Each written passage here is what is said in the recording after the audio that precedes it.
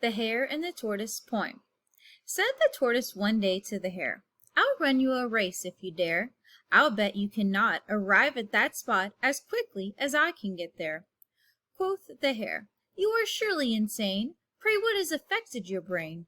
You seem pretty sick. Call a doctor and quick, and let him prescribe for your pain." "Never mind," said the Tortoise, "let's run." "Will you beat me?" "Why, certainly." "Done." While the slow Tortoise creeps, Mr. Hare makes 4 leaps, and then loafs around in the sun. It seemed such a one-sided race, to win was almost a disgrace. So he frolicked about, then at last he set out, as the Tortoise was nearing the place. Too late!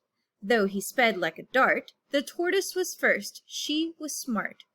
"You can surely run fast," she remarked, "yet you're last. It is better to get a good start."